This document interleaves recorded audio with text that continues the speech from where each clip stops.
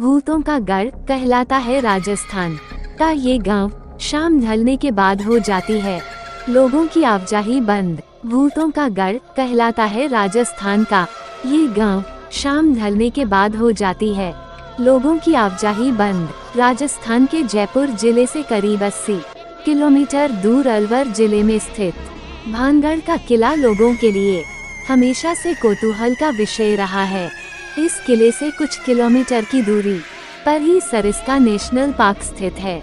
किले में कई मंदिर भी है जिसमें भगवान सोमेश्वर, गोपीनाथ, मंगला देवी और केशव राय के मंदिर प्रमुख मंदिर हैं। इन मंदिरों की दीवारों और खम्भों पर की गई नक्काशी से अंदाजा लगाया जा सकता है कि यह समूचा किला कितना खूबसूरत और भव्य रहा होगा। भारतीय पुरातत्व विभाग द्वारा खुदाई से इस बात के पर्याप्त सबूत मिले हैं कि यह शहर एक प्राचीन ऐतिहासिक स्थल है। फिलहाल इस किले की देख रेख भारत सरकार द्वारा की जाती है। पुरातत्व विभाग ने यहां आने वाले पर्यटकों को सख्त हिदायत दे रखी है कि सूर्यास्त के बाद इस इलाके में कोई भी व्यक्ति नहीं रुके। ये है किले का इतिहास। भानगढ़ की कहानी रहस्यमयी और बड़ी ही रोचक है।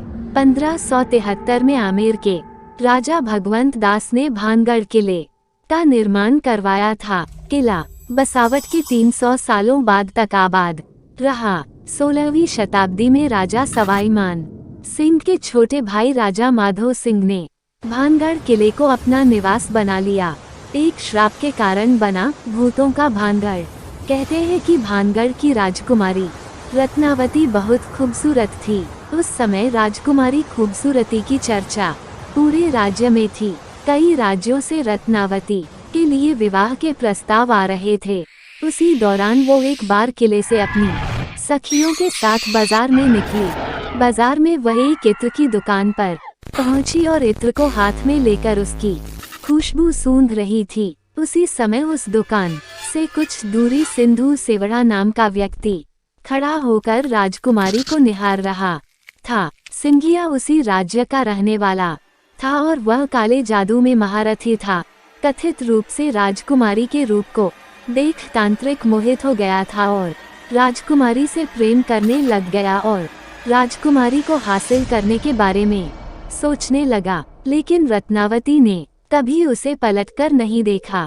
जिस दुकान से राजकुमारी के लिए इत्र जाता था उसने उस दुकान में जाकर रत्नावती को भेजे जाने वाली इसकी बोतल पर काला जादू कर उस पर वशीकरण मंत्र का प्रयोग किया। जब राजकुमारी को सच्चाई पता चल गई तो उसने इत्र की शीशी पास ही एक पत्थर फेंक दी। इससे शीशी टूट गई और इत्र बिखर गया। काला जादू होने के कारण पत्थर सिंधु सेवड़ा के पीछे हो लिया और उसे कुचल डाला। सिंधु सेवड़ा तो मर गया, लेकिन मरने से पहले उस तांत्रिक ने श्राप दिया कि इस किले में रहने वाले सभी लोग जल्द ही मर जाएंगे और दोबारा जन्म नहीं लेंगे। उनकी आत्मा इस किले में ही भटकती रहेंगी। आज 21वीं सदी में भी लोगों में इस बात को लेकर भय है कि भानगढ़ में भूतों का निवास है।